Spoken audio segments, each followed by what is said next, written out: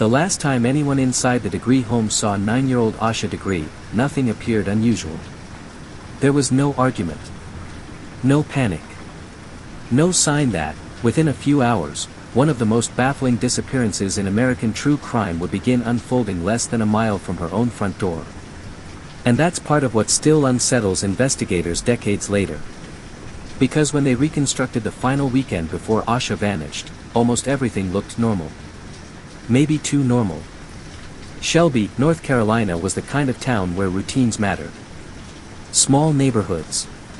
Church on Sundays. School schedules. Basketball games inside noisy middle school gyms where everybody knew everybody else. In February of 2000, the Degree family lived along Oakcrest Drive in a modest duplex just outside the center of town. Harold Degree worked long hours. Aquila Degree kept structure inside the home. And by nearly every account, the household was stable, disciplined, and close-knit. That mattered later. Because almost immediately, investigators would run into a problem that never fully went away. Nothing about Asha Degree matched the profile people expected. She wasn't described as rebellious. She wasn't known for running away. And according to the people closest to her, she was cautious. Quiet around strangers. Careful. The kind of child who followed rules. Which made the timeline investigators would eventually build feel almost impossible from the very beginning. But before the storm. Before the highway sightings. Before the buried backpack. There was just an ordinary weekend. At least on the surface. That Saturday, Asha played in a youth basketball game. She wore her uniform. Sat with teammates.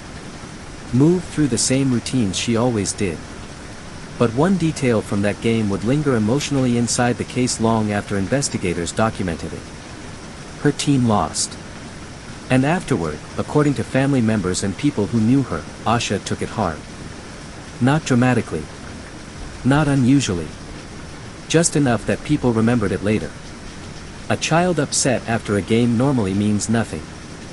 But in unresolved cases, investigators often become trapped revisiting moments that shouldn't matter. Because eventually, every ordinary detail starts being examined like evidence. And in Asha's case, there were very few details to work with at all. The Degree family spent the rest of the weekend mostly inside.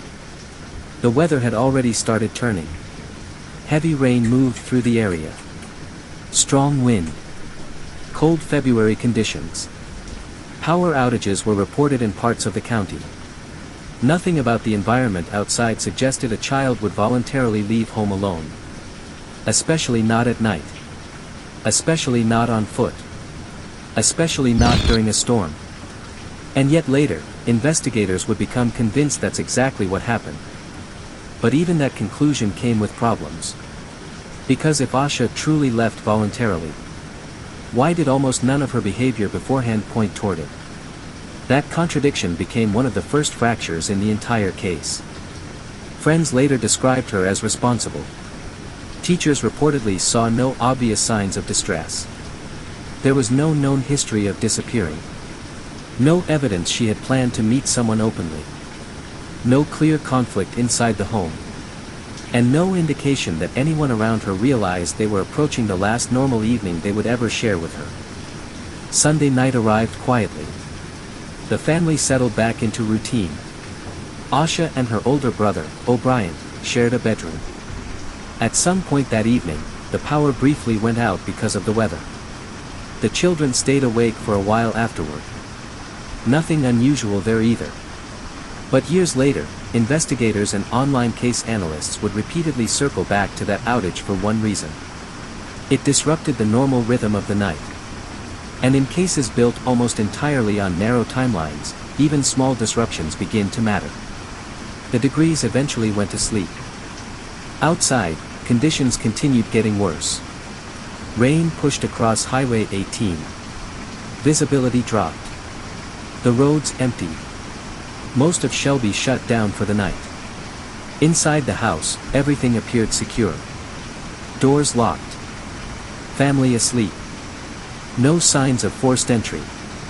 No sounds that alarmed anyone. And yet somewhere inside that ordinary stretch of hours, something changed. The hardest part of the case isn't only that Asha disappeared. It's that investigators still cannot fully explain the transition between the child everyone described that weekend, and the child witnesses would later report walking alone into darkness during a storm. Those two versions of events still refuse to connect cleanly. And that's why the case has endured for so long. Because the mystery doesn't begin with a crime scene. It begins with behavior that doesn't fully make sense.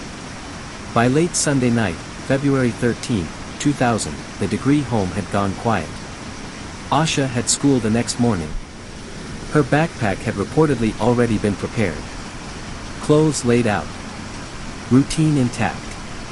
Nothing inside the house suggested interruption. Nothing suggested urgency. And if investigators are right about what happened next, then at some point after everyone else fell asleep, a 9-year-old girl made a decision that would confuse investigators for decades. A decision nobody saw happen. Nobody understood. And nobody has ever been able to fully explain.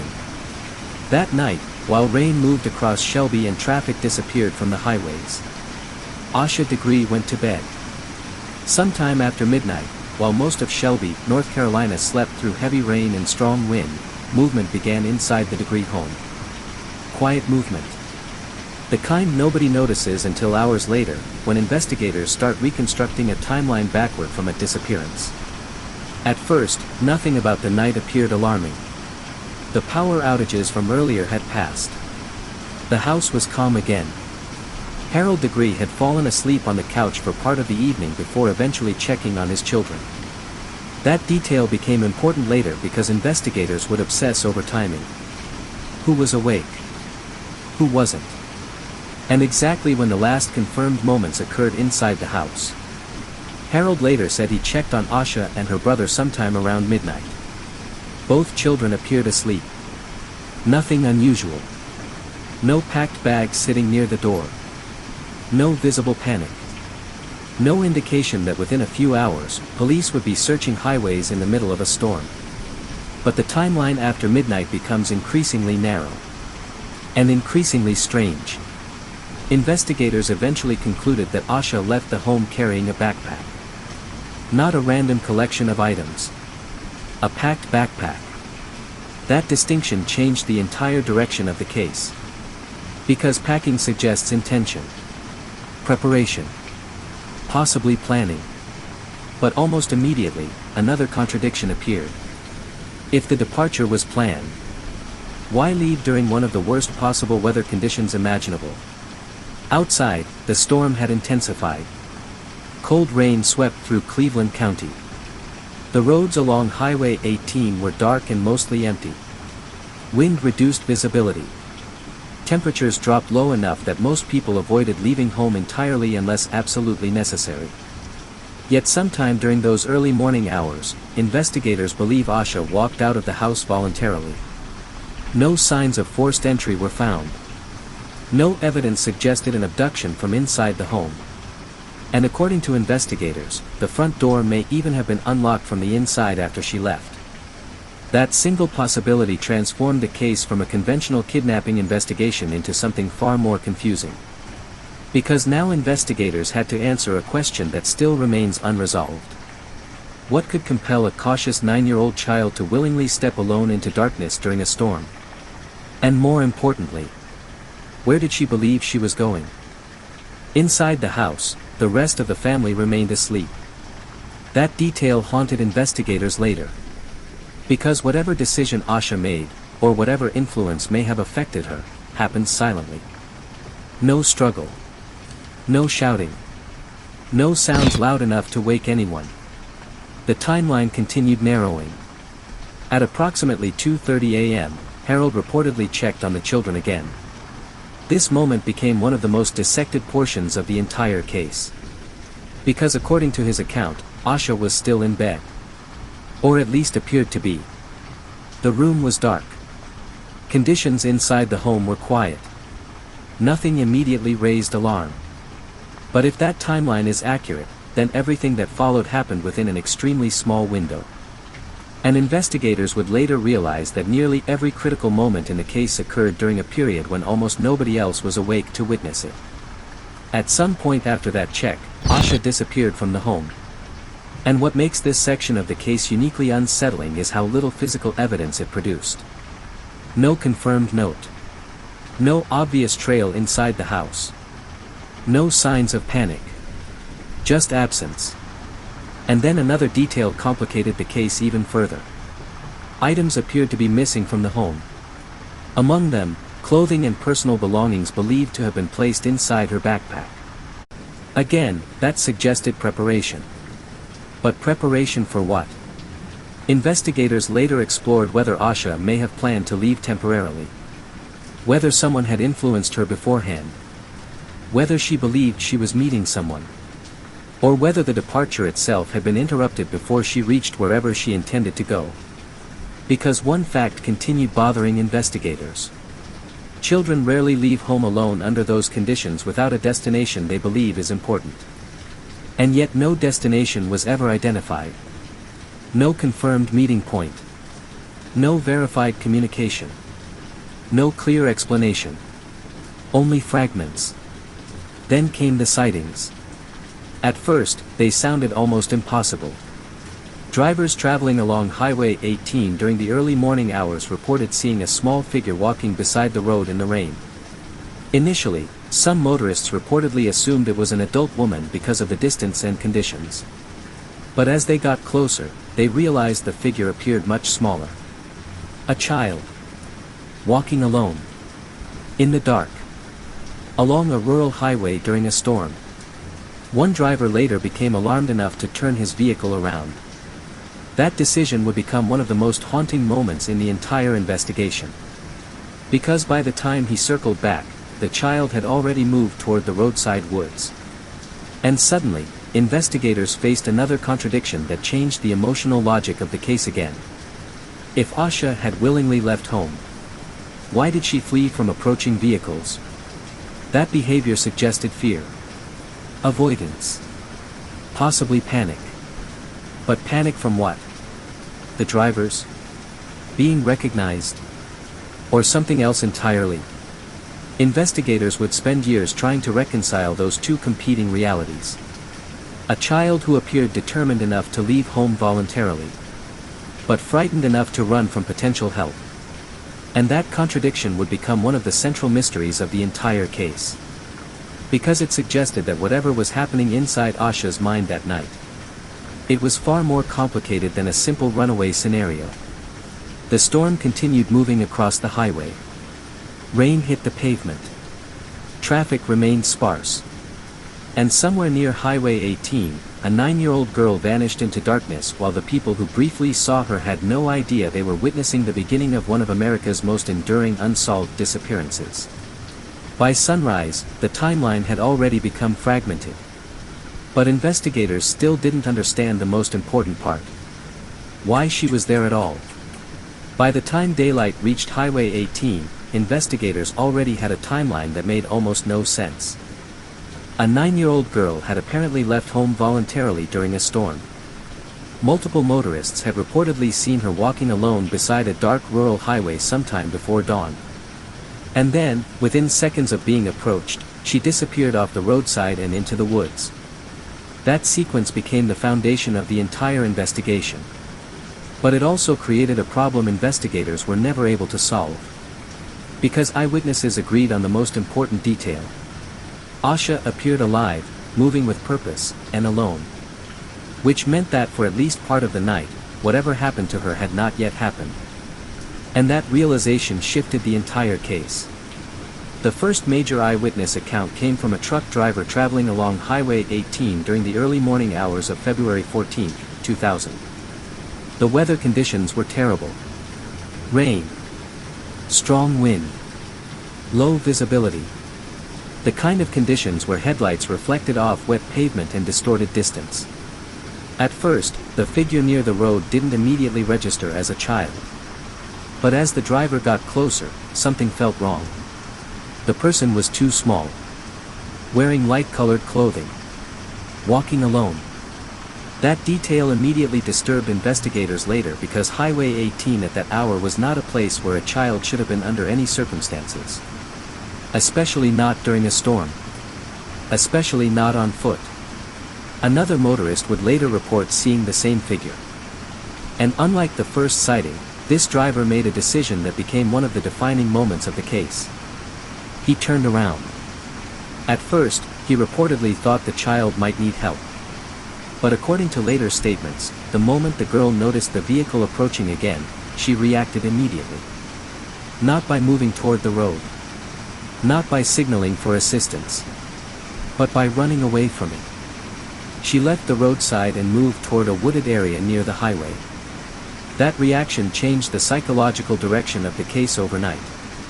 Because investigators now had to explain behavior that seemed contradictory.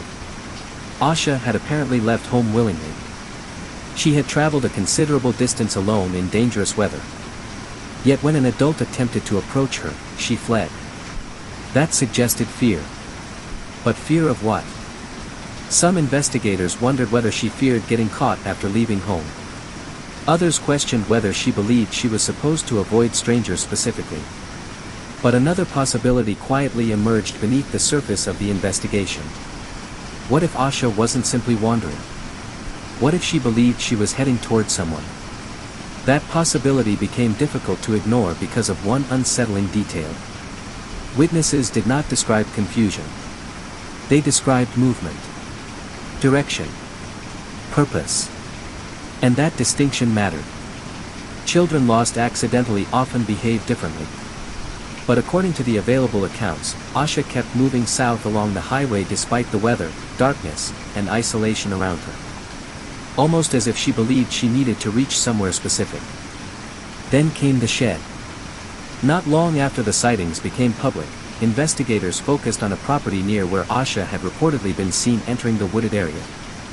Inside a nearby shed, searchers discovered items later believed to be connected to her. Among them were candy wrappers, a pencil, markers, and other objects reportedly linked to Asha through family identification. The discovery immediately intensified the investigation. Because for the first time, investigators had a possible location where Asha may have stopped after leaving the highway. But instead of clarifying the timeline, the shed created another layer of uncertainty.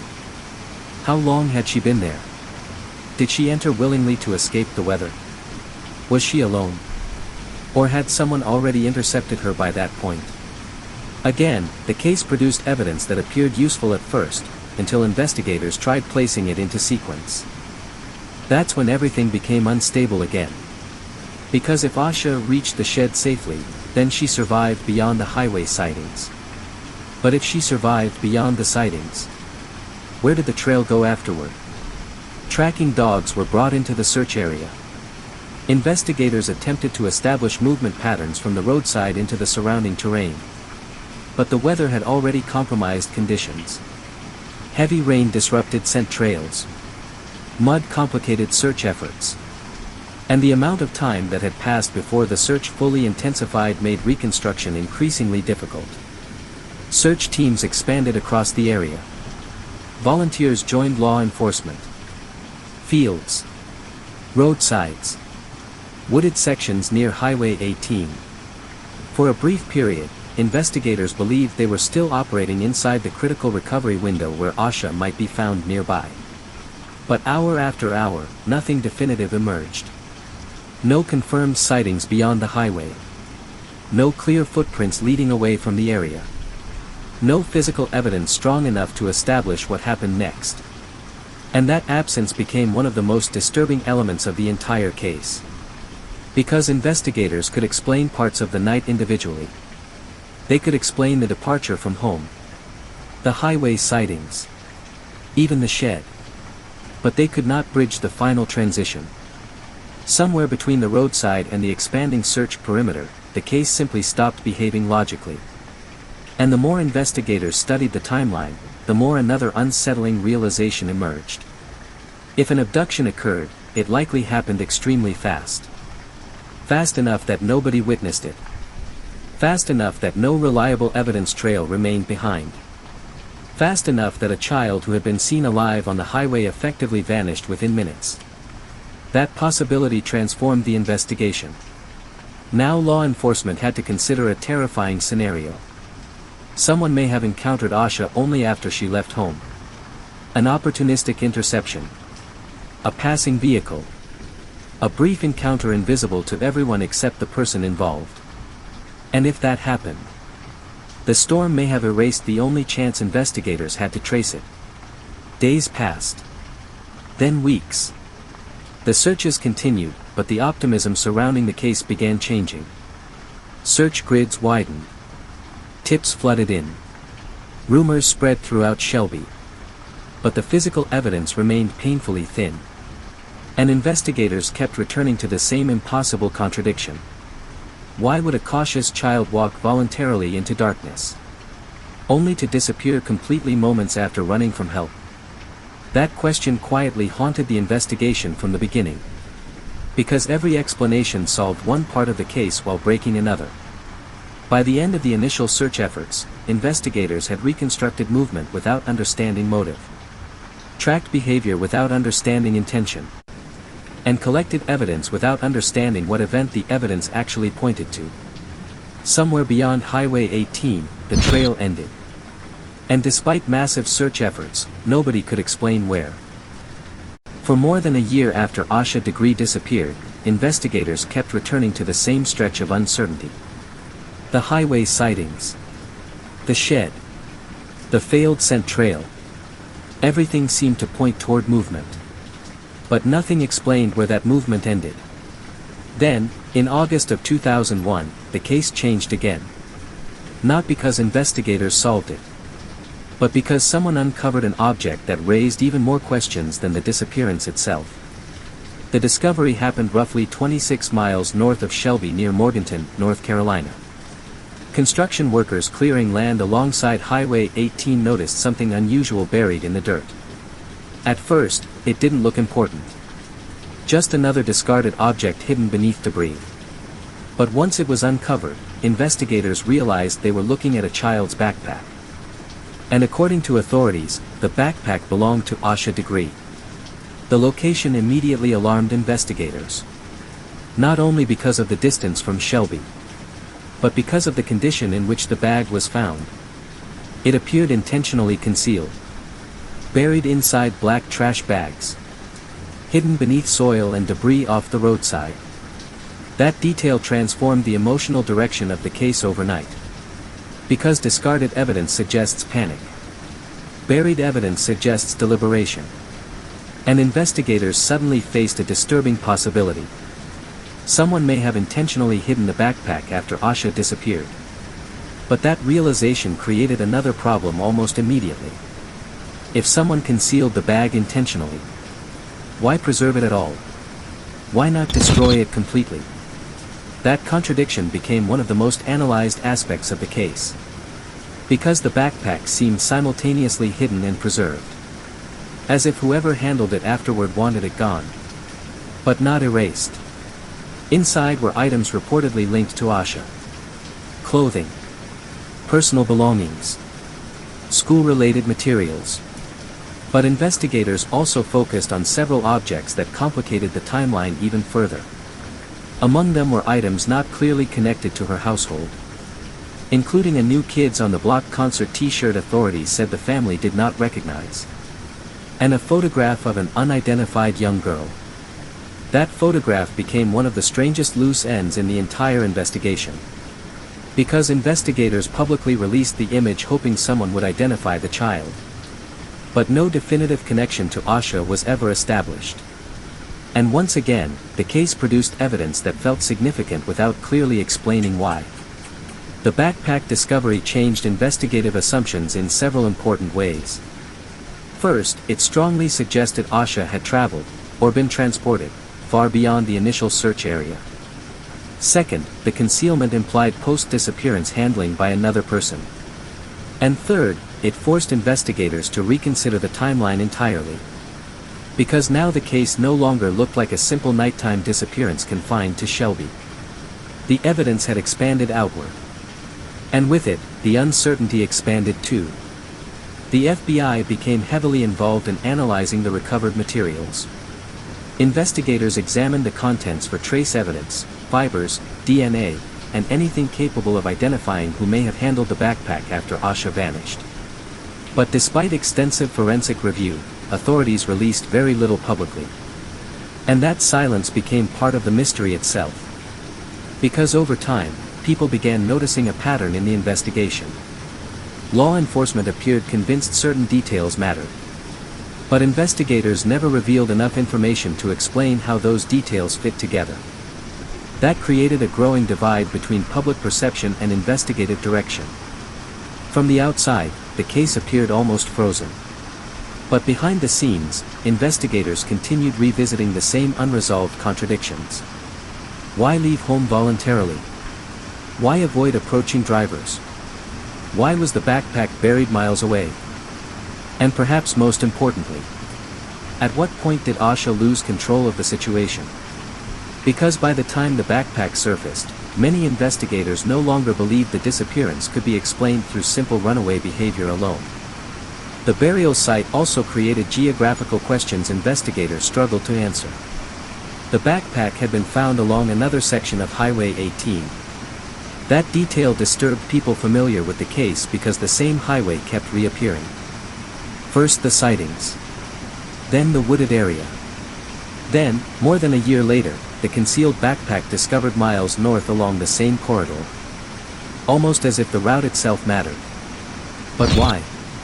Investigators never publicly established whether the backpack location represented a disposal site, a transfer point, or something connected directly to the offender's movement afterward. And because authorities withheld major portions of the forensic analysis, every interpretation remained incomplete. Over time, the buried backpack became the central physical artifact of the entire investigation. Not because it solved anything, but because it contradicted nearly every simple explanation available. Runaway theories became weaker. Accidental exposure theories became harder to support. And random abduction scenarios suddenly carried new complications. Because whoever handled that backpack after the disappearance appeared calm enough to conceal evidence carefully. That implied time, awareness, and possibly planning. Yet despite the significance of the discovery, the investigation stalled again.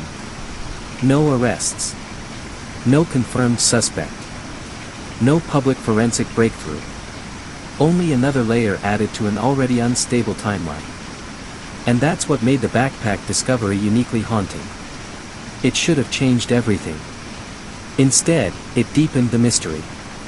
Because investigators now possessed physical evidence proving the case extended far beyond the original search area. While still lacking the single detail that mattered most. What actually happened after Asha disappeared into the darkness near Highway 18? Years passed. The backpack remained one of the only major pieces of confirmed evidence publicly tied to the case. And the longer investigators studied it, the more another unsettling possibility emerged. The person responsible may have believed the backpack would never be found. Buried. Wrapped. Hidden off a remote roadway. Almost erased from the investigation entirely. But it was found. And when it resurfaced from the dirt more than a year later, it quietly transformed the case from a missing child investigation into something far more troubling. Because now investigators had evidence of concealment. Evidence of movement. Evidence of human intervention after the disappearance. But still no explanation for why a 9-year-old child left home in the first place. And without that answer, every clue continued pointing in two directions at once. As the years passed, the Asha Degree investigation slowly transformed into something investigators rarely admit publicly. A case where every major theory explained part of the evidence. But none explained all of it. And that became the real problem. Because by the early 2000s, investigators were no longer simply trying to determine what happened to Asha. They were trying to determine which version of the case made the fewest contradictions. The runaway theory came first. At a glance, some elements appeared to support it. Asha seemingly left home voluntarily. There were no signs of forced entry. Items had reportedly been packed into her backpack. and eyewitnesses described her walking alone along Highway 18 before dawn. But almost immediately, investigators encountered serious problems with that explanation. Children do run away. But they rarely do so under conditions that dramatically increase danger unless they believe they are heading somewhere specific. And in Asha's case, investigators never identified a confirmed destination. No verified meeting place. No known plan. No evidence she arranged transportation. No communication trail explaining why she would leave during freezing rain in the middle of the night. Then came the behavioral contradictions. According to family, Asha was cautious, structured, not impulsive. And when motorists attempted to approach her along the highway, she reportedly fled from them. That detail became difficult to reconcile with a simple runaway narrative. Because if she willingly left home seeking freedom or escape, why avoid potential assistance? And if she feared strangers, why leave home alone at all? Investigators eventually began viewing the case through a different possibility. Luring. Not necessarily a violent abduction from the home, but the possibility that someone influenced Asha beforehand. That theory solved certain problems immediately. It could explain voluntary departure. It could explain why she carried belongings. It could explain purposeful movement along the highway. And most importantly, it could explain why a cautious child might leave without alerting her family. If she trusted whoever she believed she was meeting. But again, the theory fractured under closer examination. Investigators never publicly identified evidence of grooming communication. No confirmed letters. No verified phone contact. No witnesses placing suspicious individuals around her beforehand. And because Asha was only 9 years old in the year 2000, the digital footprint investigators rely on today barely existed. Which meant law enforcement faced another impossible gap. A theory that psychologically fit portions of the case, without the evidence needed to fully support it. Then investigators examined another possibility. Interception. The idea that Asha may have left home independently for reasons investigators never uncovered, but encountered danger only afterward. This theory gained attention partly because of the highway sightings. If the eyewitness accounts are accurate, then Asha remained alive and mobile for at least part of the night. That means the critical event likely happened after she was seen. Possibly very quickly. Possibly involving someone who encountered her unexpectedly along Highway 18. And that scenario deeply disturbed investigators for one reason. It required almost no planning. A child alone near an isolated highway during a storm would have been extraordinarily vulnerable. An opportunistic offender may have recognized that immediately. But again, the theory created another contradiction. The buried backpack. Because concealment suggests composure after the fact. Planning. Control. Not necessarily the behavior investigators associate with a purely spontaneous encounter. And once the backpack entered the timeline, every explanation became more complicated.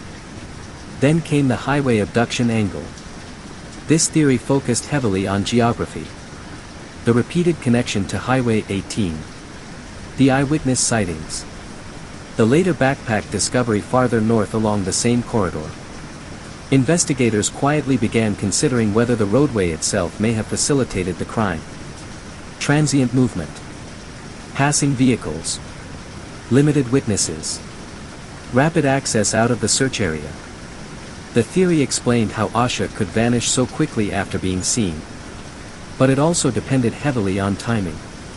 An offender would have needed to encounter her within an extremely narrow window. During severe weather.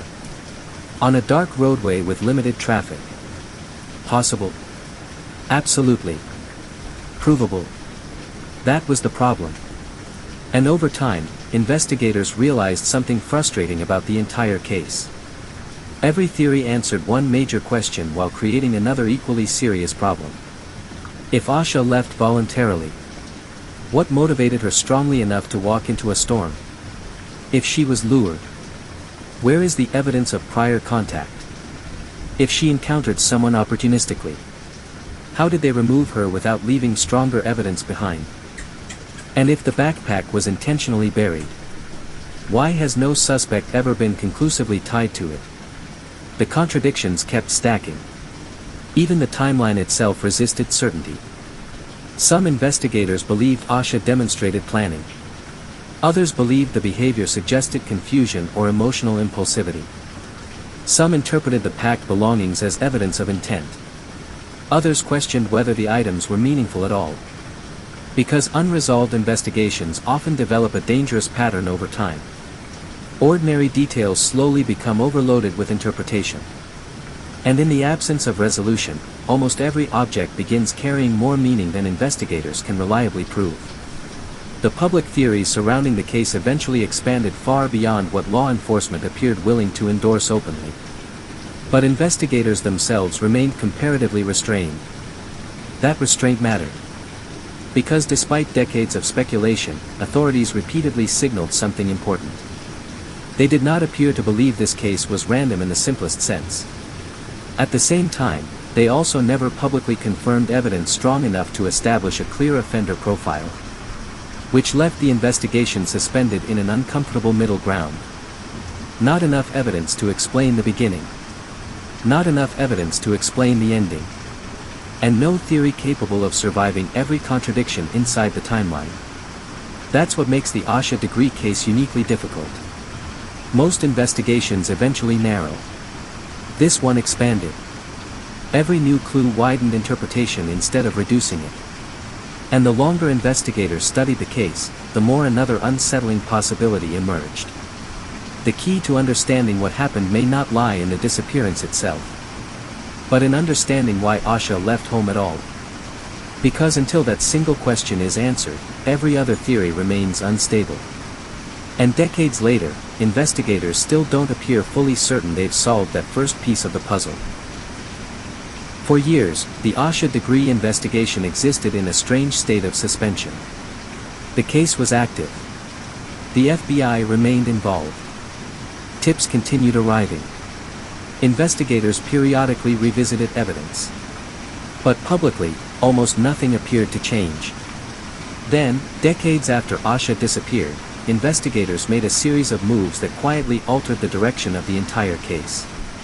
Not because they solved it, but because their actions suggested something important. Law enforcement may no longer have been viewing the disappearance the same way they once did. In 2024, investigators executed new search warrants connected to properties in Cleveland County, North Carolina. The searches immediately drew national attention. Not only because of the time that had passed, but because investigators appeared focused on very specific evidence. Vehicles, property locations, physical items potentially connected to the original timeline. And suddenly, a case long associated primarily with uncertainty began moving with unusual intensity again. Authorities searched areas tied to individuals whose names had circulated quietly around the investigation for years. Multiple agencies became involved. Evidence was removed. Ground searches expanded. And although law enforcement released very few details publicly, the nature of the warrants revealed something investigators had never signaled this strongly before. They appeared to be operating from a more focused theory. That mattered. Because for decades, much of the public discussion surrounding Asha's disappearance revolved around broad possibilities, runaway theories, highway abduction theories, unknown offenders, random encounters. But the newer investigative activity suggested authorities may now believe the case involved identifiable people connected more directly to the original environment surrounding the disappearance. Then came another major detail. Investigators publicly referenced a vehicle believed potentially connected to the case, an older green vehicle described as either a Lincoln Continental Mark IV or a Ford Thunderbird from the 1970s. That announcement immediately shifted attention back toward the highway sightings. Because if investigators were still focusing on vehicle-related leads after all these years, it implied they may believe Asha encountered someone shortly after leaving home. Possibly someone who approached her willingly. Possibly someone who intercepted her movement along Highway 18. And once again, the case returned to the same unresolved fracture point that had existed from the beginning. Did Asha leave home intending to meet someone? Or did danger find her only after she stepped outside? The modern searches appeared to suggest investigators now view the answer as more structured than random. But even then, another complication remained. Law enforcement still refused to publicly identify a definitive suspect. And that silence became increasingly significant. Because major search warrants decades into a cold case usually indicate one of two things: either investigators uncovered credible new information, or old evidence gained new meaning through modern forensic analysis.